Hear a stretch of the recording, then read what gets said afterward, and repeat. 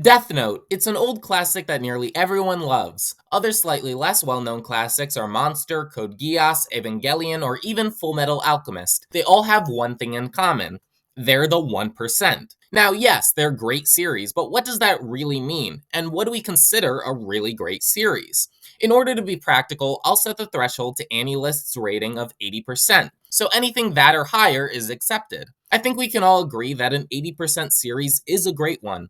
Some examples to get you on board are shows like Hell's Paradise, Kami-sama Kiss, and Anohana.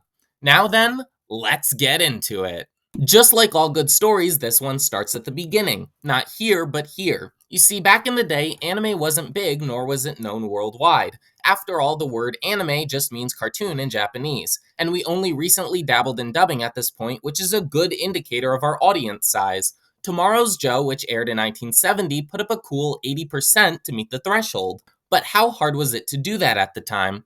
Well, no show before that got even close to 70%, let alone 80. Go back 8 years and anime TV shows didn't exist. While you may think the 80s sparked something big, it was mainly movies that got the ball rolling. Primarily Studio Ghibli with such classics like My Neighbor Totoro, Castle in the Sky, and Kiki's Delivery Service, all of which were 80 and above. That begs the question, why were TV shows not the ones in control? The answer is they were just too long. When your options are Dragon Ball 153 episodes, Mason Ikoku 96 episodes, or Urusei Yatsura 195, it's just super tedious watching from beginning to end, especially in low quality.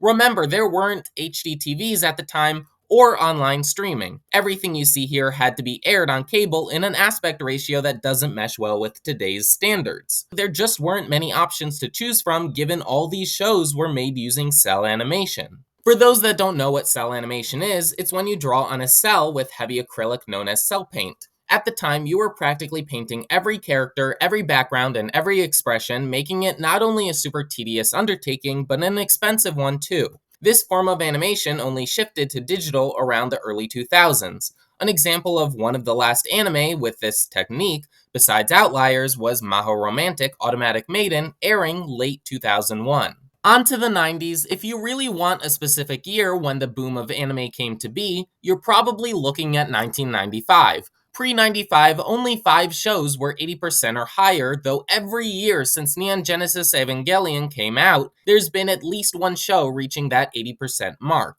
Again, before that, good shows were few and far between. Some years, like 1991, had almost nothing to show for. The late 90s did something special. They inadvertently set the standard for nearly all anime that came afterwards. By lowering the episode count to more reasonable numbers like 25 to 70, you remove more filler episodes in the process, and with more money coming in, you can hire better writers, branch out genres, and tap unexplored storylines. With so many aspects aligning and the digital age on the horizon, there was a lot to be excited about if you were an avid watcher. Shows like Serial Experiments Lain blurred the lines of what was needed in a conventional story. The 2000s probably made the biggest dynamic impact. In the year 2000, there was only one show at or above 80%. By 2009, we reached 8. Now, there were many great shows that year besides just 8, but as the level of quality increased with shows like Nana, Gintama, and Bakemonogatari, the standards of most viewers went up as well. Back in the day, shows like Chrono Crusade, Chobits, and Shakugan no Shana were very respectable series, but what makes old shows sink further and further is that they get overshadowed by the high-quality writing and animation today and tomorrow's world has to offer. Skip to the 2010s and you see a big shift in popularity. There are many factors from the expanse of the internet to better graphics like what you see in Violet Evergarden, or maybe it's brighter backgrounds paired with thinner line work. 2016 rings in a new dawn, one with infinitely crisper art like A Silent Voice or Your Name, and multiple great shows each season that bring quality higher and higher.